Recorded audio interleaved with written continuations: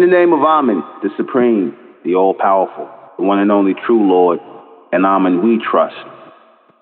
And Amen we trust as a Republic of Mentellect, the real 144,000 is being gathered in this day and time, the Mentellectuals. And Zaka Aminun to all of my Mentellectual brothers and sisters out there, registered members of the Republic of Mentellect, and to all future Mentellectuals who have yet to find their way home to the Republic of Mentellect, which is Amen's community. I send greetings out to you, and I send peace out to you in our Mentellect language by saying to you, Zaka Aminun. Good evening, I'm your host, the intellectual NUBEN MENKARAYZZ. This is Mentellect Radio, and tonight we're going to be discussing why money alone will never equal power. First and foremost, I'd like to know, can everybody hear me? Can everybody hear me? I need to know if everybody can hear me, because I'm doing this from this Google Voice thing, because we don't really have this phone set up here in Canada. Am I coming in clear? All right. Coming in clear? All right. Excellent. All right. Good. That's the first time I'm doing it on here, so I'll keep this in mind for future reference when we got the country and if I can't get any phone hookup. Thank you, and Rock Sindira, and thank you, and Rock Christina. All right. First and foremost, we're gonna have our conference here, and thank you. I got it. I'm glad. Is it really good? I'm glad. All right. Thank you. All right. First and foremost, we're gonna be discussing why money alone will never equal power. I want to put y'all on mute a little bit. I'm going to put y'all on mute because, But anyway, so, well, first of all, tomorrow we're doing the conference here in Canada, but I'll talk about that later. First and foremost, what we're going to be discussing tonight is why money alone will never equal power. You know, Bill Cosby had money, right? And we always hear this thing that gives this illusion in society that money equals power because of the things you can buy, right? The things you can buy, the people that you can influence, the people you can pay off. But ultimately, money only goes but so far. You know, ask Bill Cosby that. Man had, he was worth over $400-500 million, close to being a billionaire, and it didn't stop him from going to jail, right? Didn't stop him from going to jail. Harvey Weinstein, white man, Jew, he damn near billionaire. And he gonna do 20-something years in jail. Okay? So, with that being said, no, money is not the ultimate power.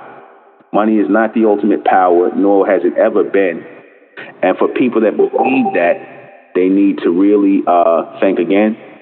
Money is not the ultimate power in society. And the way people go hard for that, that's usually done because there's a program put on you to make you believe that paper money, being able to buy things, being able to pay for material things, they make you think that and believe that that's power. There's power in that, right? You see people who will kill and they will, sacrifice people for money, just for material gain and material possession. And that's a problem in society because, again, you got people who, trade away their dignity, they trade away and they compromise their morals for money, right? They'll destroy things over money. They'll set things up driven solely by money. And in this society, they tell you cannot survive without money, which is true. You have to have money to survive in society. You have to have money to survive within society because you're taught that, to live in society, which everybody ultimately wants to do. No one wants to be on the outskirts of society. It's easy to live in a society and, things are simply you're able to go shopping, you're able to, live in a home and, all of this due to, how much money you got. Take care of yourself, take care of your family with money, right? It is a necessary tool. It is a necessary tool to be utilized to take care of things you need to be taken care of. To be responsible. Certain women will get with men based on money. But what they don't understand is that the women that get with the men, they're not really doing it because it's based on money. Because, again, money's a part of it, but it's not the full and ultimate thing. Just like money is not the key to power. That big thing that's going on where they was talking about giving black people reparations or money, because for some strange reason, black people think that if they get reparations or money, millions of dollars, trillions of dollars, when they say trillions of dollars, that somehow is going to make things better in the minds of black people. Is somehow going to buy them into some form of power. And it's not. It's not. It's actually going to make them even worse off than what they are. And I said this before, because when you give people money who are not in their right state of mind, it's like giving poison to a child. It's like giving poison to a child. A child will consume poison if they don't know to leave it alone or to utilize certain things for their, a child will, instead of, per se, using something that was meant to be good, they'll use it for something bad or something wrong, because they have no idea, no clue how to use it. They don't see it as a tool. Money is only power when you utilize it as a tool collectively. That's the only way that money is power. You have to have foresight and vision in order to be able to utilize money as power, because you got plenty of people that got money in this world, but they are powerless people. Plenty of people that got money, but without vision, with that money, without vision, without foresight, then there is no power in that money. There's no power in that money. Without vision, without foresight, there's no power in that money. It doesn't mean anything. It's as useless as the monopoly paper you got. Look at all the money they gave that black woman, the one who won that lottery. She won like for $80 or $90 million, some insane amount of money. And she about to be broke again. She's about to be broke. All she know how to do with it, just like black people, if you give black people money, all they know how to do is spend it. That's all they know how to do. They don't know how to do anything else with it. They don't know how to make it to where it makes more money for them. They don't know how to do anything. They know how to all they want money for is to buy material things, because in their mind, the material equals power. The ability to buy material equals power, because they so used to seeing Caucasian people. They so used to seeing Caucasian people living a certain lifestyle, who have money, going to fine restaurants, going to Louis Vuitton, Gucci, and all these other places, and all these high upscale fashion brands and these restaurants, and living in these lush places that they set up for themselves. And they're told that, well, if you acquire such and such amount of money, you can live this way too. So you got people that will acquire it to live that way.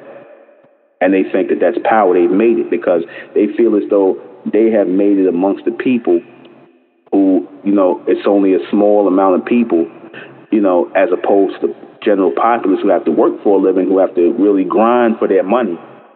So they feel like they made it to a small group of people, amongst a small group of people who don't have to grind as hard and, are living a lavish and luxury life. And in their mind, that's power. It's not that they feel that the money is power. They feel that the people who got it are powerful, and they want to be considered or be part of that class of powerful people by acquiring that money. It's not the money itself. Money is just an idea of what they can buy, meaning acceptance, being amongst wealthy people and whatnot, being able to go places and afford things that wealthy people can afford. That's why you see black people, whenever they get money, I went to the Louis Vuitton bag. My bag cost this much, or my shoes cost this much, my coat cost this much, and they feel proud in talking about how much money they spent on something. They feel proud of that. They feel proud to know that they've thrown away a whole bunch of money on some product that 9 times out of 10 didn't cost nothing to make. But they want bragging rights to it, because, again, what does that mean? It means that in their mind they've accomplished something, some form of power, being around or being able to do what they think powerful people do, which is spend money. That's what they think. They think that powerful people spend money on material possessions. And when the truth of the matter is, most of these people who frequent these places are not the wealthy people. They don't frequent places like the Louis Vuitton store and and the Gucci store and all that. That's not the wealthy people. They got way more exclusive things that or even hell, half the time they go to places that's regular, where you would think regular people shop. They go and they spend money at. You ain't gonna see them really. They might dip into the Gucci store, the Louis Vuitton store, but they don't go there. They go there. Those are the places for the wannabes. The wannabes who want to be wealthy. The people just coming up on some riches and whatnot. Like a lot of your black people might get couple $1 million. They might be rappers or recording artists or whatever. They go to those places like the Louis Vuitton store, or those people who basically trying to keep up with the Joneses. Those are the ones who go to the Louis Vuitton store, the Gucci store, and spend, and the Chanel store. And when I'm not saying, rarely would you see these wealthy people frequent in these places. They're not going to be up in the jewelry shop and things like that. You'll see that white man, the wealthy white man, he might make that trip to the jewelry store maybe once or twice in their life. Wanted to buy his woman a wedding ring or buy an engagement ring and maybe buy a watch or something like that. But other than that, they're not going to be up in the jewelry store like that. They're not going to be in the jewelry store spending money like that. They're not going to be in the clothing store spending money like that. They're not going to be out all the time at expensive restaurants and things like that. That's things they do, here and there. Because they're over that. They know they can afford that. So they over that. They over that going to, these luxurious places. You're not even going to see them traveling and not going on vacation. Wealthy people don't do that. They ain't always on vacation. If they going somewhere, it's for business. You see, they're not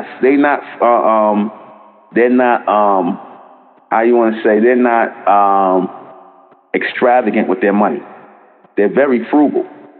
You see, they're very frugal. They tend to be very conservative. That's what powerful people do. They know when to cut the spigot off, meaning they know when to cut off the money. They know when to stop spending money and things like that, throwing away stuff. Like I said, you see them in these places once because all that spending money up and throwing away money, that they over that. They know they can do that anytime they want to. So once you are able to know that you're in a position to do that, you can go to any one of these stores and whatnot and buy these expensive handbags and purses and shoes and all this stuff. You over it after a while. It don't mean nothing to you no more. You don't have to do that. People, the ones who not over that is the people who constantly doing that, the ones who spending up their money, like I said, these rappers, these recording artists, they stay bragging about the Louis Vuitton, like this clown Floyd Mayweather, right? He always talking about how much money he's spending on this, how many Louis Vuitton bags, how many cars he got and whatnot. He's, like I said, to the average simple-minded person, they think Floyd Mayweather is powerful. But he comes off to the wealthy people as a fool, as a buffoon and a clown. He's funny to them because they know that he's basically spending up his only, he's spending up income that he's got coming in that's basically going to deplete after a while. They know that when they give black people money, they know that eventually they're going to do nothing but spill it back out into the general populace. They're going to basically waste it because they don't know what to do with money. And when you don't know what to do with money, you will never acquire power. See, black people want the idea or they want the they want the appearance of power by spending. That's why you'll always hear black people talking about, black people spend $1 trillion or $1 billion.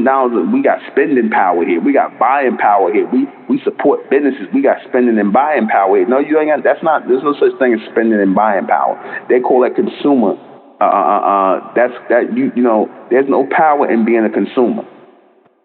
There's power in being conservative with your money. There's power in that. Conservation of your money is power, meaning that you know where to spend it at in the right places and how frequently to spend it. That's the power of your money. When you just spend it on anything, there's no power in that. There's no power in that at all. When you are conservative and know where to spend your money, where to put your money at and whatnot, that's power. I'm going to give you another good example of that. Like you'll see white people, they'll spend money on things that they feel is worthwhile to spend money on. They'll spend as much as, say, like $5,000 on a book, right? And give that as a gift. Or $300, $400 on a book, right? And there's a reason why they'll spend money on things like that, because they know the value that thing will accumulate over time.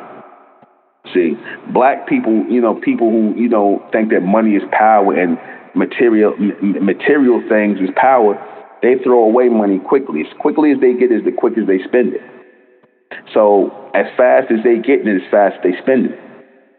And they do it because, again, they really think that spending equals power. They think that spending equals power. You see, they don't want people to figure out, they don't want so-called black people to figure out that when you are conservative with your money, when you point it in a certain direction to spend it, that's power. When you point it in a certain direction for certain things, that's power. You see, that's power. You can have somebody who's a millionaire who makes smarter decisions than somebody who's close to being a billionaire. They make smarter decisions. They know how to make money, and they know how to spend it and use it as a tool. They're not going to use it as they're not going to use it as a I want to say they're not going to use it as some form of disposable, and that's really what it is to black people, disposable income. Meaning they dispose of it as soon as they get it. They throw it away as soon as they get it. That's why they say, you know, there's no so-called black economy, because as soon as so-called black people get money, they make sure they're giving it back to everybody else as soon as they get it. So they got that mindset to spend on nothing. And they really want to spend because they want the bragging rights to spend it. They want the idea of how spending money looks. They're more intrigued about what it looks like to spend money versus the necessity of it. They don't care about the necessity of it. They care solely about the look of how it is to spend money.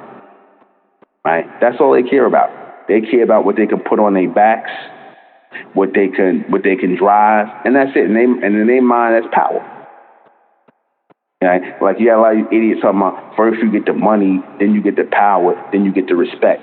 No, that's not how it goes. That's from that movie Scarface. And Little Kim, the rapper Little Kim, she quoted that in one of her songs, Money, Power, Respect.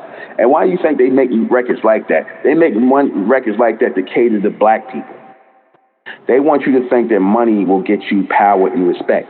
And that's incorrect, because there's people all day that, you know, where these niggas got money, and they'll go in certain places like a Louis Vuitton store or Gucci store or whatever store, and they'll straight get disrespected with money. These niggas will get disrespected with money. How many seen that? They'll go in places with money and still get disrespected. Look at Oprah Winfrey. She was over there in Paris, and she tried to go up in the Hermes store. She tried to go in the Hermes store, and they told her, "We don't want you in here." She was like, "I'm Oprah Winfrey." They're like, "We don't care. We don't want you in here. We don't want your black ass in here." That's how they played it. They didn't want her in there, and she got money. She a damn near billionaire. So what does that tell you? There's certain places where they don't want black people living at. I don't care if you got money or not. Certain places in New York and places like that where you can't buy a mansion on certain blocks or certain areas and whatnot. That's reserved for Caucasian billionaires. You see, they don't, certain areas they tell you can't buy. It don't matter how much money you got, you can't buy houses in that area. Right? They got areas that's designated. Now, if money equals power and respect, you should be able to live wherever you want. Ain't that correct? You should be able to live wherever you want if money equals power and respect. Why is that you can't live wherever you want to? I thought your money gets you the right to live wherever you want to. Untrue. Not true. Because what they understand is the Caucasian people that basically, the white people that print this money, the white people that circulate this money, the ones that put it in your idea, the idea in your head that money equals power, the one that play this game with you, what they understand is that they want conservative people amongst them, because conservative people equals people who are controlled mentally, people who have control of their emotions and their mind on some level. That's what that equals to them. See, people who spend money like that, throw away money like that, people who are frivolous with money like that, these are the people who are uncontrollable. These are the people who are unemotional, and these are the people who usually remain powerless. These are the people who will 9 times out of 10 will always have to work for their check. Like Jay-Z and Oprah Winfrey, they always I don't care how much money they got, millions of dollars. They will always have to work for their checks. They will always have to work for their money. There will never be a time where these people will be able to relax and stop getting money. Why you think Oprah Winfrey's still working? You think she's doing it because she want to? She's still being seen and whatnot. She thinks she's doing it because she wants to. These people are always going to have to work because, again, after a while, that money runs out. People, if they think, oh, well, shit, they made enough money for 4 lifetimes for their children. Yeah, okay, you think so. You think so? When you got a lifestyle like these people got, where they got mansions and houses and cars, they got to maintain people, they got to pay staff to pay. That's money they're constantly hemorrhaging on the regular. They're hemorrhaging money, like what they doing to Bill Cosby. He's hemorrhaging money.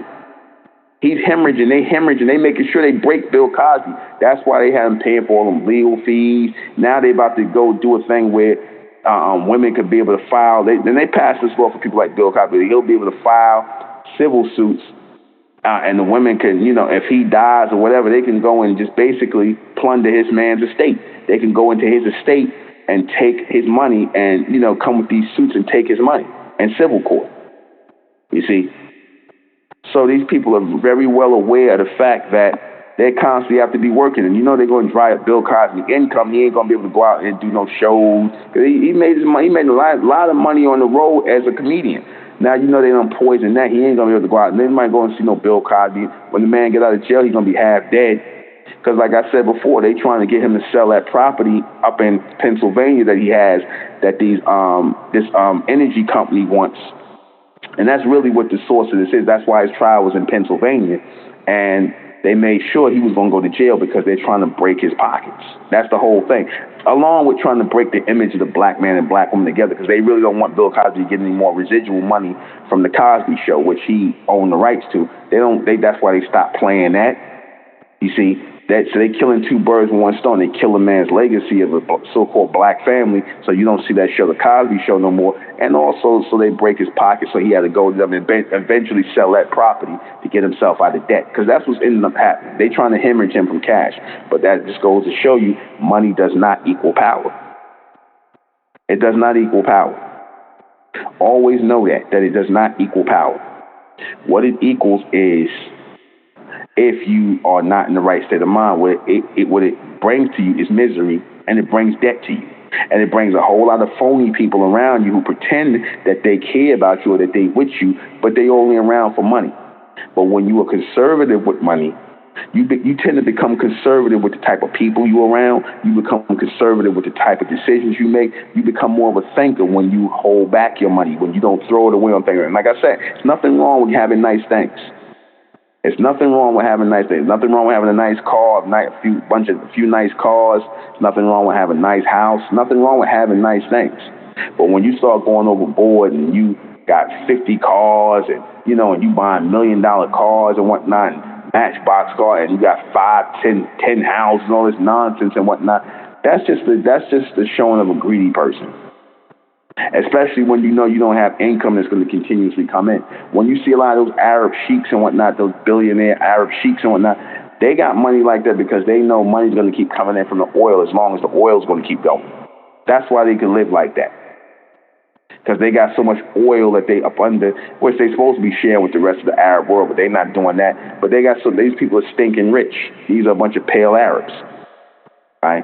But even they're going to start being more conservative in their money. Because they're told, this money, this money will last you a lifetime. You keep it. But again, if you constantly have an overhead, you constantly have to spend money. No, it's not. You like I said, if Mike Tyson blew through $400 million, and that Mike Tyson had $400 million, he blew through $400 million, and he ain't even dead yet. So don't tell me that money is power and that money will sustain you. It will not. It will not. You have to constantly be thinking of ways to increase your money. You have to constantly be thinking of ways to make money. You have to create pretty much a money machine, meaning a machine that will constantly produce money, a corporation, a business, something that will produce money. You get those flashes of clarity when it comes to money when you are being conservative. Because again, creativity is produced by conservativeness. When you are conservative, you get more creative. You understand what I'm saying, y'all? Y'all understand? When you are conservative, you become more creative. You see, you become more creative as you are conservative. You think of better things. Like, for example, tonight, I went to go see this movie. What the hell's the name of this movie? The Invisible Man. It was okay. The movie, it was okay. I probably wouldn't see it again. It was okay. But in that, like, they spend millions of dollars on movies like this. It gives you an idea as a filmmaker, because I make direct film as well. You know, it gives you the idea of what you could scale down and what you could do for little or next to no money. You get more creative as you get conservative. I've noticed that. They say ingenuity and conservativeness is the mother of all invention, and it produces money continuously for you. But when you got money, notice that if you ever notice with black people, when they got money, they never could think of nothing to do because they so busy trying to spend money. They so busy trying to keep up with the Joneses. They so in the mindset that, oh, I'm going to have this money forever, and money equals power and things like that. And like I said, these are the people that end up blowing through their money. They get $1 million in some kind of settlement or windfall. Next thing you know, they'll be broke in less than a year. Like this guy, go back to this guy, Curtis Sharp. He hit the lottery back in the 80s. I remember this guy. He hit the lottery back in the 80s for $5 million. Now, $5 million back in the 80s was a lot of money. $5 million back in the, I remember him. This nigga used to always wear a big bolo hat on his head. For those of you who don't know what a bolo hat is, it's basically, it looked like a kind of like a shortcut version of a fedora. But he always tried to put out this image that he balling and he large and in charge and he get money and all that. And I'm like, watch this nigga, he gonna be broke soon. And like I said, $5 million back then, I was a kid back then in the 80s. You know, when I heard $5 million, I was like, oh. But then when I see him flashing, I just said there's something wrong with that. He flashing too much. He tricking on females. You know, he basically acting like he the man, like he powerful and all this other business. He doing all this stuff. And I said, you know what? Like I said earlier, fool and his money shall soon be parted. And now, when he could have been making smart moves, when he could have been conservative with his money, he decides to do stupid things with his money when he could have been conservative with it. When he could have been conservative with his money, he could have did smart things with his money. And like I said, back then, in 1980, $5 million was the equivalent of having $20 million today. He could have did so many things with it, but he was so busy buying cars and Rolls Royces and houses and whatnot. Of course, you know, he broke again. He's still living. He broke again. He working his maintenance janitor job. He old as hell. I think he might have retired, but he done blew through all that money. You see? And you don't even have to invest it because, you know, people tend to talk about the stock market and stuff like that. And, you know, I'm not really a big fan of that. You know, I look at that as a scam and a racket because a lot of people get involved in the stock market because, again, they got this idea of, you know, that will make money because you think that wealthy people deal with the stock market. They really don't. That's another false idea, a lie. It's really people who are trying to, you know, who got a little bit of money, maybe got a couple $1 million, and they trying to double it. That's more of a gambler's type thing. But you know, the illusion is that wealthy people deal with the stock market. They don't, because the stock market is unstable, and it would be considered not conservative to deal with that. They control companies. They're the ones that set the companies up, and they sell stock in their companies. They won't buy stock. They're not really in the stock market like that. You see, they don't buy stock. One of the wealthiest men in this country, in America, Warren Buffett, I think $60 billion. He said he don't mess with the stock market like that. He don't deal with the stock market. But he sells stock in his company. See, you can think of conservative ways to do things. He's very conservative. He don't have no whole bunch of cars. He ain't got no whole bunch of houses and things like that. He got a regular house. He got a regular car and things like that. He got way more money than Floyd Mayweather. He can have all them cars and houses. He keep getting money. His money's continuous. But he know he can have all that stuff. He done probably did all that stuff, you know, bald and all that stuff. And he's like, no, he's more conservative, right? He's conservative. They'll let the people who think that money equals power, they'll let those people be out in the front. You see, they'll let those people, them so-called millionaires and whatnot, the ones who are out in the front, like your Jay-Z. Like, it takes me back to another thing. They had this cover on Forbes magazine. How many of y'all familiar with Forbes magazine? Where they always talk about the 400 richest Americans and things like that. How many of y'all familiar with Forbes magazine? How many of y'all know Forbes magazine? Did y'all see the cover of Forbes magazine where they had Jay-Z on the cover, right? And they had Warren Buffett behind Jay-Z, like you know, They had Jay-Z name at the top and Warren Buffett. They said the richest people in America. They had Jay-Z at the top, like, you know, like his name at the top billing, and Warren Buffett under him, like name under him, and like Jay-Z was standing out in the forefront, and like Warren Buffett was standing behind him. Like it was more like a joke. It was like Jay-Z is like, you know, he's the man, he's a millionaire, and then there's Warren Buffett. Like, come on, realistically, everybody know Warren Buffett. If he woke up with Jay-Z money, like Chris Rock said, he'd kill himself. If he woke up with Jay-Z money, he'd kill himself. This man's worth over $60 billion. Jay-Z may be just scratching $1 billion, just doing that. And that's not even talking about net worth. That's net worth, but that he's just scratching $1 billion. So that was meant to be a joke. What the joke really was, see, in the conservative circles is, yeah, let this fool-ass nigga be out in the front flossing and acting like he's a big dog, but really behind the scenes, I run this. That's really what it is. Yeah, exactly. There you go. That's meant to be a joke. But to the simple-minded, Jay-Z so stupid, he don't even know it was a big joke. He posed for the magazine and whatnot, but they really making fun of Jay-Z and niggas like him. Niggas like Floyd Mayweather and stuff like that. That was really meant to take a shot, because the white man finds it amusing when niggas get money. Because he know y'all ain't going to do nothing but throw it away on bull crap. He knows that. And they'll make fun of that. They'll laugh at Jay-Z, and when they'll laugh at Floyd Mayweather, they'll laugh at these basketball players and whatnot in their houses and cars. Yeah, let them have fun. Let them have fun. You know, when these people live in compounds and they live in lush things, they have all kinds of stuff and whatnot. They like, you know, stuff you couldn't even imagine. Jay-Z couldn't, like Jay-Z couldn't even afford it. Like a lot of the stuff these people got, they couldn't even afford it. So, again, they just laugh at people like this because they know that these people are not conservative. Jay-Z trying to get on his level. That's why you'll see Jay-Z and them trying to be around Warren Buffett, which they going to use him as a puppet anyway. Obviously, the elite's going to use Jay-Z. Like they'll use him because he wants power.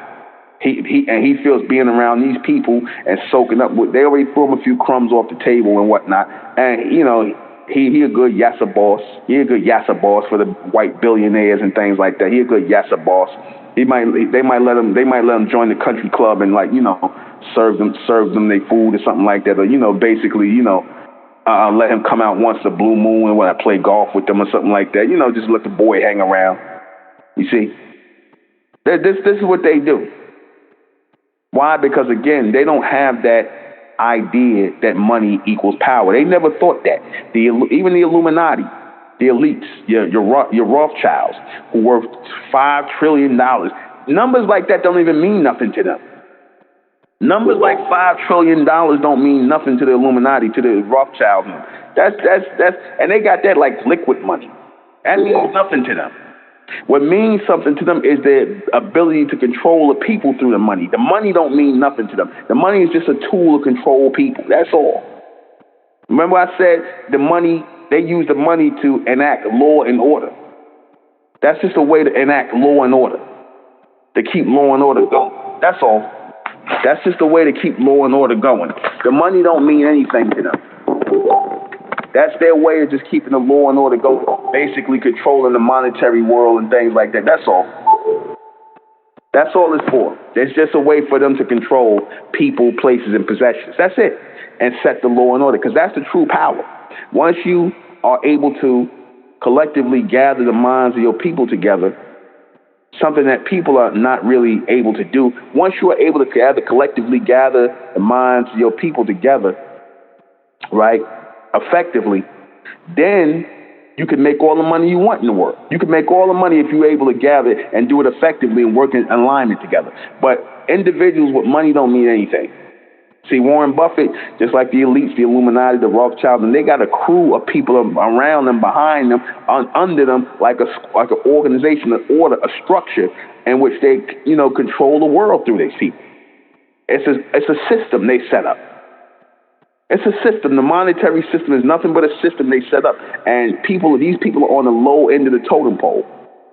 Hell, Warren Buffett compares the Rothschilds on the low totem pole. These people are on the low level, but it's a system. He works within the system. They down with him. He down with them. But it's a system. I'll take a call. Who got a key to my front door? Why is my front door? 520. I don't lock that padlock. 520. Who? Twice. My front door, I'm walking in Okay, I guess not. and I see light. Why is this front door open? Yeah. I don't know if it's Kiara. Yeah. They ain't sneaking out. Okay. People, please don't press 1 if you're not trying to call in, all right? But these people, they weren't interested in setting up a system of control, right? And when you set up the system of control, mind control over the people, because that's what they basically doing through the law and the order and the governments controlling the governments. They basically control the minds of the people. They control the movements of the people. They control the flow of the money, because by controlling the flow of the money, they control the flow of the people.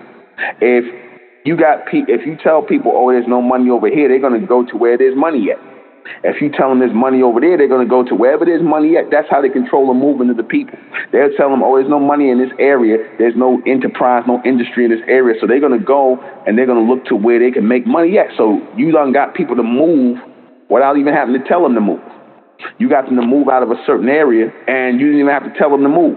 All you got to do is say, no money's over here. You're not going to be able to work over here. There's no job over here. There's no business over here. And these people will get up and leave. And then these people could come in and they could develop that whole land and develop that whole area. Next thing you know, there's money over here, then these people will move right back in that area again. You see what I'm saying? How you could control people through money? If you understand it as a tool and you do it collectively, you control people through that. This is how these people think. Their mindset was on control. Their mindset was on law and order and the regulation of funds. That's what their mind was on. Not on the money. Not on, we making money now. Now we can buy this and we can buy that. See, that's how a simple-minded person thinks. That's how a simple-minded person thinks. They think in the limit. They think in a form of limitation. The powerful people, the true powerful people, think about the control of the people. Because if you can control the minds of the people, you can continuously get money. The people become that natural resource. You can continue to get the money as long as you control the minds of the people. You follow what I'm saying? It's not the money that's the power, it's the people that's the power. Collectively gathering your people and utilizing the fact that most people in this vacuum of individuality, they think of themselves as just that individual. They don't think it's a collective group. They don't. Like I said, money is used as a tool to control people, place, and possession. In other words, bring a systematic order to things. A systematic order. You see? And if you don't think on that level, then you can forget it. You don't think on that level, you can forget it. You have to think on that level and above. If there's not your mindset, then you can forget it. Forget anything that you're trying to do in life. Money does not equal power. Money can put you, what money can do is put you in debt. It can put you in owing the IRS and all these other things. Money can get you in trouble. It can guide, bring people around you. Because the mindset of black people and most people that get money ends up becoming more of a liability than an asset to them. Money ends up becoming more of a liability than an asset. Did y'all hear me? When you got minds who are not extended on a level to understand money as a tool and that it should be used collectively amongst a group of people who are in their right state of mind, that's the only way that money can become an asset. It becomes a liability when you got individuals who think that, oh, the more money I get, the more money I spend, I'm going to get respect, I'm going to get friends, I'm going to get people around me. No, what you're going to get around you is a bunch of leeches. You're going to get a bunch of people who are trying to take you out for your money, kill you for your money, set you up, rob you, whatever, because again, that always ends up happening. You're going to get a bunch of angry people around you who feel as though that your money you got is their money. And they feel like, oh, why we got to work hard for this? They're going to want to take driving around the neighborhood where people broke at and Lamborghinis and nice cars. After a while, people going to want to, get rid of you. So money becomes a liability to the black mind, to the black mentality. It becomes a liability. It becomes a liability because niggas, they want to floss, they want to spend money, they want to have the Gucci bag to live. How these niggas was acting back in the 80s when just a little bit of things that black people got when we had nice sheepskin coats and leather bombers and whatnot. The people that didn't have, these niggas was trying to rob and steal from other people, take coats off people's back, sneakers off people's feet. all nice things, luxury things, or what would be considered luxury at that time, all because these people, they saw that as as a, how dare you come around me having things and I can't afford it. That's the mentality. Again, money becomes a liability when you got people around you, when you think like, oh, money is power, I'm going to floss, I'm going to get this money, I'm going to get this bag, I'm going to get this, I'm going to have this, because basically you're getting this stuff to do what? You're getting this stuff, this expensive stuff to floss. You're getting it to make people who can't afford it jealous. That's what you're doing it for. You like that more than anything. The people that get money, they like the idea of rubbing people's noses in the fact that they don't have it. And what happens is those people get angry, and they know that that's really what you're doing. These are the people that set you up to kill you, rob you, do anything. They hate you. They developed a hatred for you, a jealousy and an envy for you. So you are basically playing on these people's emotions and not looking to raise their mentality. Because they're under that same mindset as you. Oh, money, power, respect. Money, power, respect. And there's no such thing as money, power, and respect. There's no such thing. Nobody respects you just because you got money. If anything, people will disrespect you when you got it, when they feel like you flashing it and whatnot. Because again, notice the people who are really respected, the people who are really seen as powerful, are the people who don't flash. The people who ain't got to flash. The people who you see they dress nice, they well kept, they well groomed, they conservative in their movements and whatnot. They ain't got to flash. You know money when you see money. And you know niggas who just flossing and trying to act like they got more than what they got. Even the niggas that got money who flash, you could basically tell it's from a weak standpoint, a weak perspective. It's all weakness. They flashing out of weakness because they think that money's going to bring them some kind of power and respect. That's why they want to flash, oh, I got this kind of car. I got this. Like, these niggas will pull up in front of a club and a nice Mercedes-Benz or whatever, and they be like, I'm going to bag this chick and whatnot. Because, no, she's only getting in the car with you because she like the car. She don't like you. She like the car.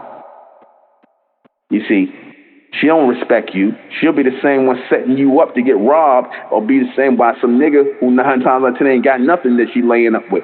She'll set you up to get robbed and killed or figure out how to get some of your money. You see, that's what money brings to the people who think that money brings power and respect. No, it don't. When you don't have a conservative mind, a.k.a. a judgmental mind, it brings you nothing but weakness from weak people. It becomes a liability and not an asset. We'll be right back. And we are back. I'm in Toronto. I'm in Canada. My first time in Canada at the Hyatt Regency here on 370 King Street in Toronto, Canada. So those of you in the Canadian area, the Canada area, just come on out. I think it's 370 King Street, right? The Hyatt Regency. I'm going to be here from 3 p.m. to 7 p.m. speaking in their one of their illustrious rooms and, beautiful rooms. So come on out. And, if you're in the Canada area, like I said, it's my first time here, and it's cold here. So enough said. We'll make it better when we come out next year and whatnot, because like I said, the goal is always going to be to expand this tone, this frequency, this message continuously to find our fellow intellectuals. That is the point of all this.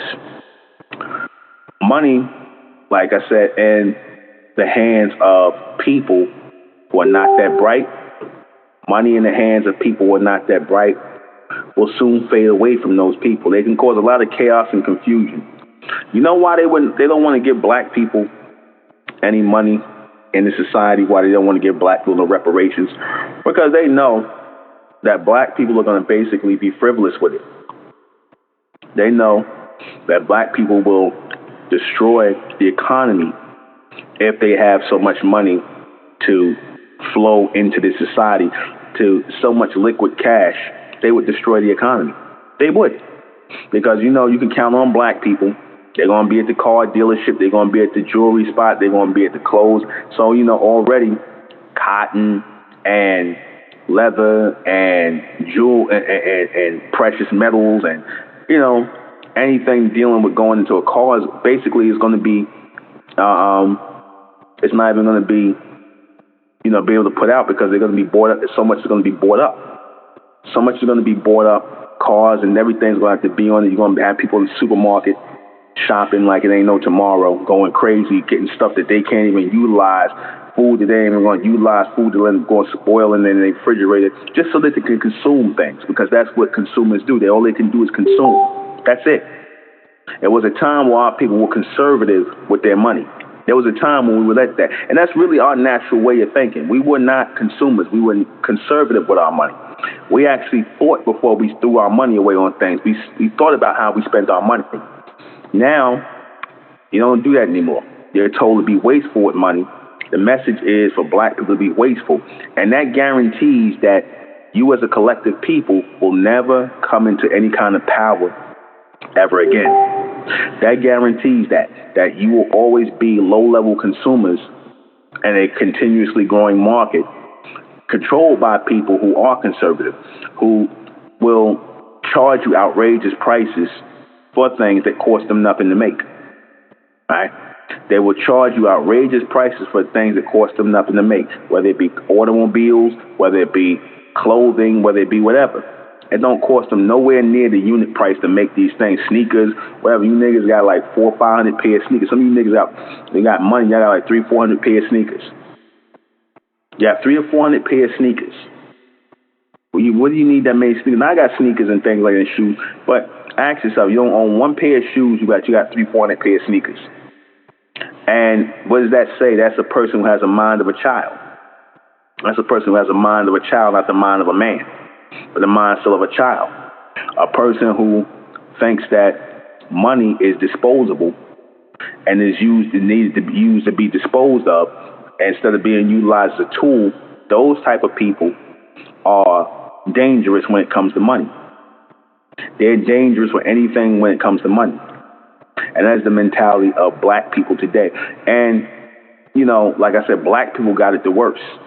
Everybody else got a little bit of it in them, but black people got it the worst. Because nobody wants to floss like so-called black people. Nobody wants to feel important or think that money, they got power, you know, just by having material possessions. And again, it sets off a hysteria with people who don't have that. You see, they ain't got to worry about you making smart moves with the money. Again, they ain't got nothing to do with them giving you the money. And a reparations check has nothing to do with them. Oh, you know, number one, they don't think what they did was wrong in America. They don't think what they did, slavery, was wrong. And also, they don't feel as though, you know, giving you that type of money would be admitting that what they did was wrong. And they will never do that. And also, they know what you'll do with the economy if that money is given to you. They know that you will basically destroy the economy by trying to overbuy things, by trying to overconsume. And again, that's not power. That's everything but power. That's everything but power. You see, the people, they give up shows like, you know, Forbes magazine, they give up cribs and things like that. You know, things like cribs and things, that's for black people. You know, that's for black people. Show your house where you live at and whatnot. You'll never see the elites or the wealthy people showing you. They ain't never going to show you where they live at. You got people that might took pictures of their house. I found out by mistake where these people live at, and they live in plush homes, but they ain't giving you no pictures of where they live at. They got, you know, they ain't not doing that. They're not doing that. You see, because again, they don't never want to appear as being flashy. See, the powerful people are the people who don't flash money. See, the ones who, like, it's like that saying, the old saying goes, the person with the biggest mouth is the one that's the coward. The one with the biggest mouth is the coward, just like the one who seem like they got all the money, that's the one who really ain't really got no money. The one who got a flash all the time, that's the one who ain't got no money. And even if they do got some money, it's not going to be with them too long. Right? You got, let's just say you got a bunch of guys in the neighborhood, right? A group of guys who broke in the neighborhood. They'll say, you know what are we going to do to make money? Let's say, some of them might say, let's get a package and sell drugs. We could sell drugs out here. We could bump drugs out here. And they'll say that, and they're not looking at because they're thinking about the money and how much power they're going to have, or what they think they're going to have once they get the money. They feel like they can go to clubs and trick off on women and buy guns and all this other stuff and form a crew. But they're not looking at the bigger picture of it, because when the police come and shut all that down and lock all of them up, where's the power at? Where's the money at? Everything's going. They won't say to themselves, you know what? Why don't we get into something else, something that we could easily make. Second thing, if they can't do drugs, they do music. That's why I say black people are so predictable. You'll never see black people get into something that's very rarely ever done. They'll always get into things that, you know, either drug dealing or music. Nothing else. Nothing else. Why do you think that is? Answer: because they go for what they think will produce fast money and, you know, get them what they think is power. That's what they go with. They're trying to find fast ways to make money. And again, fast money leaves or goes away from you just as fast. The faster you get money is the faster it goes away from you. Faster you get money, the faster it goes away from you. It's the fortunes that's built up over time through intelligence, through thought, through collectivism, through the group. That's the money that lasts forever. That's the money that can last forever. You can continuously get money. That's why I said these wealthy, powerful people, these Caucasians out here who you see getting money, they're getting money because they work together collectively. You see one white billionaire, trust me, there's more of him out there. There's way more white billionaires out there. You see these people, like I said, they're on a totem pole. They're on a totem pole. There's more of them out there. These white people are never alone. They got friends. They'll join. Let me tell you something.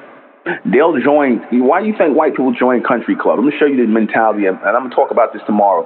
Why do you think white people join country clubs? Why do you think that is? You think they join country clubs just because they like playing golf, because they like working out and stuff like that? That's part of it. But they could do that anywhere. They could have their own. They could have golf courses on their property. They can have workout centers all on their property. Why do you think they do that? Anybody know why you think wealthy white people join country clubs? Why do you think they do that? Anybody? I want to see some of my smart people in the DOM MSR. Why do you think wealthy white people join country clubs? It's the same reason why niggas go to nightclubs. It's the same reason why you go to a club where niggas is in the club dancing. It's different. I'm gonna show you. Like, I'm gonna give you an example. Niggas go to clubs so they can socialize with people who are on a certain level, with them party people, them people who just want to dance and act stupid and act like fools and whatnot, and floss or whatever. That's what they go to clubs for, right? To basically floss. The people and the white people that go to the country clubs, they go there exactly collaborate. They go there for socialization. They go there to socialize with each other and play golf and things like that, get business deals done, basically create a cohesiveness amongst each other. That's what they go to clubs for, the country club, to create a cohesiveness. Notice they call it country club. Why do they call it country? Is it because it looks like, you know, country space and whatnot, country? No, they refer to it as country club because they have this mindset of a country. A country is a nation, a group. So the country club is actually a form of government. You understand? A country. You understand? This is their own private country where they associate with each other collectively. You see, they value the business and the collaborations and the networking with one another more than they value the money, because they know money's going to come out of that, but that's not why they do it. They're making connections and contacts that will last them and coming together and Voltron together for things that will last them for the futures to come, because they understand that there is strength in numbers, especially when the minds of people are on the right level. But when you got people who got an individual mindset, and they got money, that's the worst kind of people to have around you. That is the worst kind of people. You see? That public little display of both Jay-Z and Dame Dash going back and forth, these two niggas going back and forth over, you know, what pretty much is nigger pennies to the white man. But they going back and forth over that. Here it is. They done got together and made money and whatnot. And they both had a falling out and whatnot, which they love to show things like that publicly, that black people not getting along. Even if these niggas make money together, they still beefing with each other. They making money together. These rap niggas, they get money together, they still beefing with each other. Like, what is there to beef about? They push things like that just to show that even when the so-called black man got money, or the so-called black woman got money, there's still some level of jealousy. There's still some, oh, I ain't messing with you. I don't want to work with you because I don't like you for whatever stupid reason. I got more than you, and it's that and the third. This is the mentality of people who turn money into a liability and not an asset. The people that work together collectively can always turn money into an asset. That's all the elites did. That's all the Illuminati did. That's why they were able to set up this system, or as you niggas say in society, this system of white supremacy. They set this system of so-called white supremacy because they're willing to work together. They're willing to work together. You see, they're willing to do what it is that you so-called black people are not willing to do, and that is work together. Work together. Cooperate with one another. You understand? Play your position. Don't be afraid to have people in authority over you, in charge of you. You can't be like that. Because if you think like that, then nothing that you are moving toward is going to work. If you think like that, oh, I'm my own individual, I'm my own God, I got my own money, that's the people that end up becoming a liability. You see, exactly, a system of support. You see? That just shows you the mindset of black people. That's why the white man is so quick and they're easily exploited by other races of people. This is why black people are so easily exploited by other races of people, because of their individual mindset. And don't let one of them get money, because they're trying to let you know how better they are than you. Once they get a little bit of money, you can't tell these niggas nothing until they lose their money, until they lose it all. And it always happens because and see, the white man, he loved taking people like that with the individual mindset. He loves to work with them because he could always use them against other black people. You see, they don't never want you in the mindset where you working together with your people and doing for your people. They don't want you like that. They think like that, and this is why they're always going to have power. And they know that it's beyond just money. Like, for example, you could have, let's say you have a black neighborhood, right? Or a neighborhood, all so-called black people. A white man or a Jew or somebody could come and offer somebody $1 million for the house to buy into the neighborhood. Now, we know this is our neighborhood, so-called black neighborhood. This is our stuff over here. Y'all got your stuff over here. The nigga, the individual selfish nigga, they'll turn around and sell the building to the white man or the so-called Jew, and you've then given them a foothold into your society. You won't say, well, you know what? I want to move. Why don't y'all all get together and buy the house from me, or I'll make sure I sell it to another so-called black person so that we keep the neighborhood the way it is. White people do that all the time because it ain't about the money with them. It ain't about that ultimately. It's about preserving a way of life.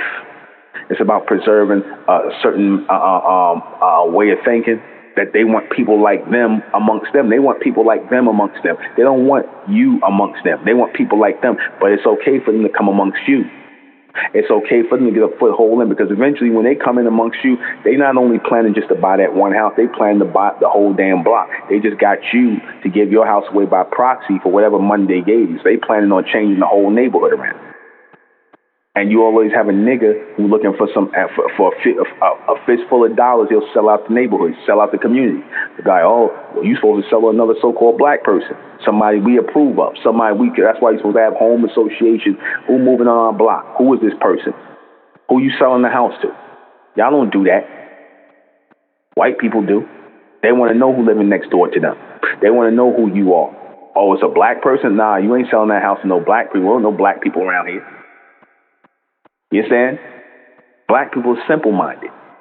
They are simple-minded. And then they wonder why they're in the condition they in. They want to blame white people, white supremacy. No, it ain't the white supremacy why you in the condition you in. You in it because of black inferiority. You in your condition because of black inferiority, not because of white supremacy. Because, again, somebody being supreme in who they are should not bother you. If you're busy being supreme in who you are, then again, there shouldn't be no bother. I even broke down the Wall Street thing, the Black Wall Street thing, and why that happened. That was supremacy that was simple-mindedness at its finest. The black people that built that up and then have no way to protect what they built up, or have no escape plan from these crazy-ass white people, these Caucasians who basically went crazy and jealous and whatnot, want to tear down their stuff. They had no type of escape plan, no type of fight, but no type of defense plan, nothing in place. Nothing.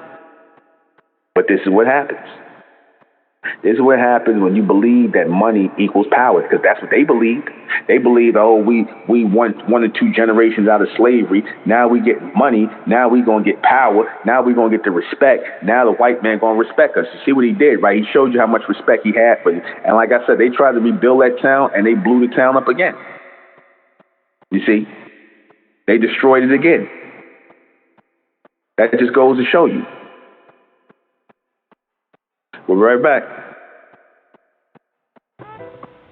Again, I'm at in Toronto, Canada, at the Hyatt Regency, Toronto, at 370 Kings Drive. 370 Kings Drive. Those of you in the Canada area or upstate New York who want to come out, y'all come see me here at the Republican Mental Future People's. Sorry, the Republican Mental Future People's tour. This is our first stop on the Future People's Tour for 2020. So come on out. 370 Kings Avenue, King Street. No, sorry, 370 King Street, Toronto, at the Hyatt Hyatt Regency, Toronto. So come on out from 3 p.m. to 7 p.m. tomorrow. 3 p.m. to 7 p.m. Come on out.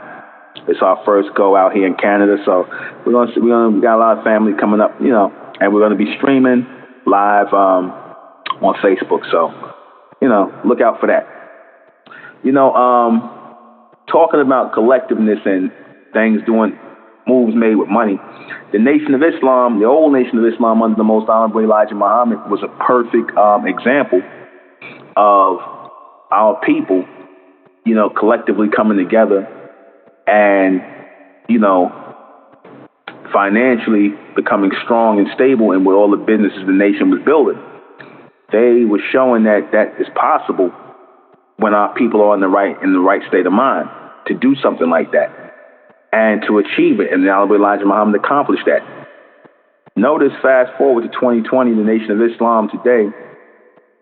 Minister Farrakhan is able to keep the Nation of Islam going, but if you notice, the wealth is not really spread in the Nation of Islam like it used to be. It's not spread. It seemed like the wealth all went to Minister Farrakhan. It's not taking them shots at Minister Farrakhan, but there's a reason why he, pretty much abandoned the economic program of the Honorable Elijah Muhammad and started going, and it seemed like he moving more toward a faith-based type of ministry, where, the faith-based ministry is basically where the reverend or the minister sitting on top with all the money and all the people on the bottom, the parishioners and whatnot, are basically, keeping the man on top wealthy, the pyramid type of thing. When the Honorable Elijah Muhammad was around, he basically spread the wealth. He let a lot of people eat up under him. A lot of people ate under the messenger, right? And the Muslim at one point was seen as one who was prosperous under the Honorable Elijah Muhammad. Now you see with Minister Farrakhan, it's just him that's prosperous. You see, that's that reverend and church congregation mindset, where the individual sits on top. That's the wrong way to basically establish any kind of monetary order or structure. But my thoughts on it is basically, in order for Minister Farrakhan to continue with the Nation of Islam, they didn't want them to have that same mindset as the old Nation of Islam under the Most Honorable Elijah Muhammad. They wanted them to have that church type of thing without the financial power behind it, without the financial backing. It's okay if they look like a church congregation to the elites, as long as they're not trying to be a financial power. And obviously, you see what's happened from that. How is it that the Honorable Elijah Muhammad came before Minister Farrakhan and he built up something so strong, and Minister Farrakhan wasn't able to build it even stronger on a higher level? That means monetarily and everything. How is it that he's not able to build on to what the messenger left off? Answer: because he's basically taken the role what most black people do, where they want to think as individuals and put themselves before the people, before the collective. You see, that's the road that he took. Now, did the elites probably tell him to do that? Probably, yeah, more than likely. They could be a group and an organization, but as long as you abandon your economic program to make you even stronger, because again, like I said, money's only strong when you got people who are collectively working together on the same page mentally to grow community, grow businesses, grow all this thing. That's when money becomes a tool of power. But as long as black people think as individuals, and they think only of material having material wealth, having material, they're going to always be absent of power. They will always and continuously be absent of power because they only see money as a way to purchase, buying power. No. There's no buying in power. There's no buying. There is, the only power that you can have is in brandishing your power towards something else, carrying that power towards something else. And that is collective and community economics. You have to practice a collective and community form of economics. That's what the nation did at one time. Now it's not about that no more. But we're going to practice a collective form of economics amongst the Republic of Mentellect. That's my plan going forward for 2021 and beyond. That's my plan. Collective economics and intellectual property, to go harder into that. You see? Because a family that eats together stays together. A family that earns together stays together. A family that makes money together collectively and that's on the same mind frame, we will continue to thrive together. And that has to be always on the mind of those who are making money. You can't get nowhere by yourself. And if you believe that, then you're going to find yourself by yourself. You're going to find yourself by yourself if you think that way. If you truly believe that you can have the money and the things and money and the power and the respect, there's no such thing. No such thing. The guy who quoted that phrase, that money, power, and respect, that was a phrase that was written for Al Pacino in the movie Scarface. You see what happened to him, right? You see what happened to him when he got money. See, that tends to be like an irony. This man thought he had power, right? And what happened? The people that ended up killing him and taking down his whole organization, they had more power because they were cohesive. The guy, Sosa, he sent killers, he sent hitmen to Miami where he was. These were guys who basically was just doing it on the strength of Sosa and who he was, his crew, to kill this guy, Tony Montana. And they wiped him out. See, he had the power in the people. He had the power and the money and the people because, people who are in alignment plus money equals power over time. If you get them working conservatively with the money, following a plan, you see, like these guys who are in the drug business, these guys, they don't stick together. These guys sell drugs. Minute one of them get caught, get picked up, they telling on everybody. You see, that breaks ranks. You see, that's what happens. They telling on everybody.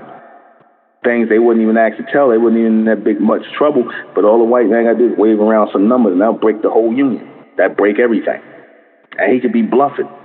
He probably won't have nothing, but that breaks down the whole union. You see, he knows how to break the whole union down. All he has to do is offer more to one person over the many. Or he finds the one person who's greedy, the one person who's hungry, and he'll sell out everybody. That's how black people are. That's just how black people are. And then they wonder why they can't maintain power. They just got to find that one greedy nigga.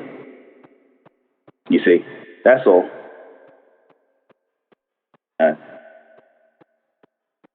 All they got to do is find that one greedy nigga, and that one greedy nigga will sink the whole ship.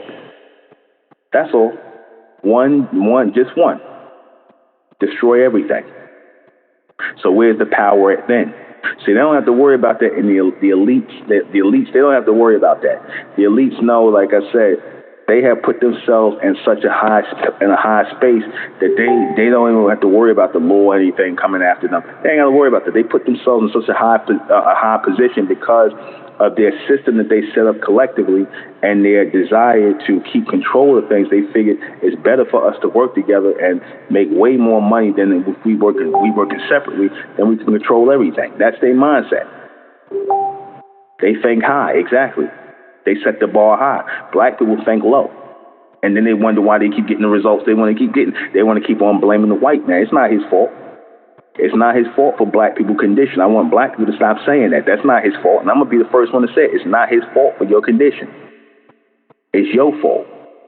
It's your fault that you think lowly of yourself. It's your fault for believing that money by itself equals power and respect. And it don't. Because the power that you're seeking is power from the beast, and the respect you're looking for is respect from him. He's never going to respect you because, again, it's not his job to, nor should you be looking for his respect. What you should care about and be concerned about is power and respect amongst your own people, because that's where the ultimate power comes from. That's where the ultimate power comes from. Not from no money.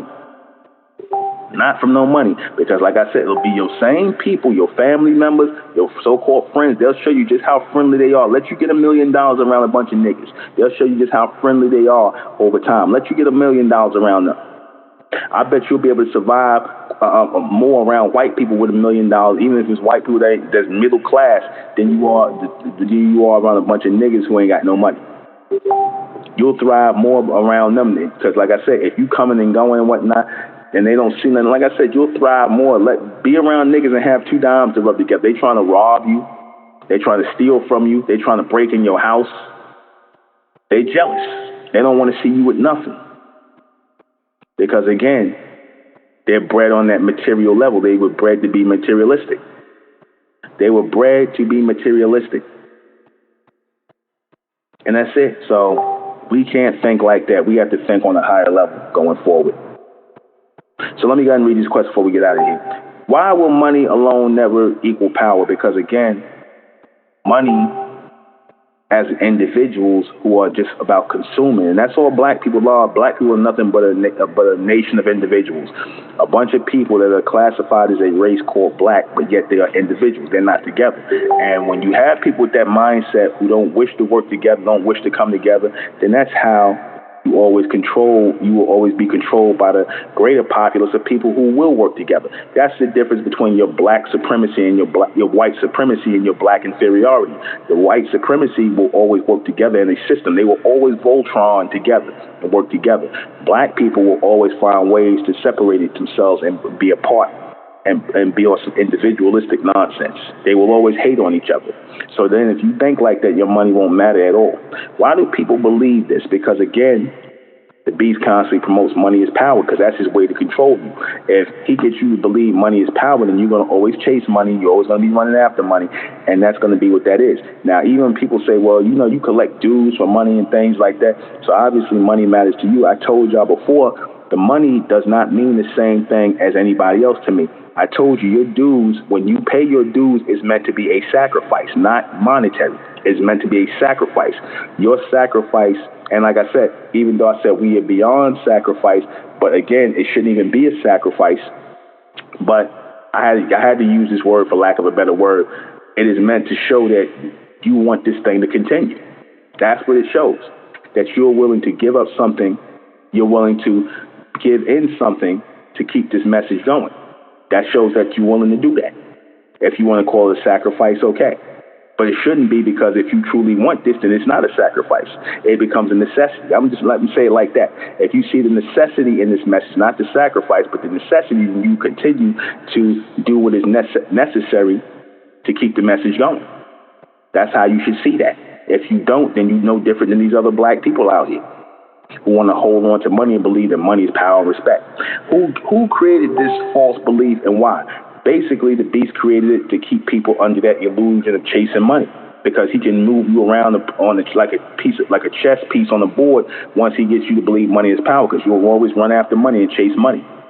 What does money have to be accompanied with in order for it to be powerful? With the collective body of people who are working together. That's what it always has to be accompanied by. What does money really represent?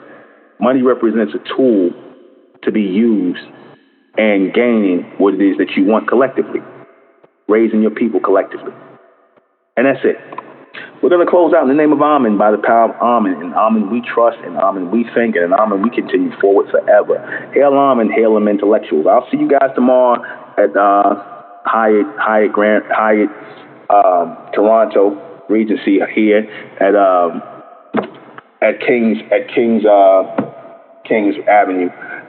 All right, so, and that's pretty much it. We're gonna close out. We're gonna close out with let me see, Flying Lotus. Good night.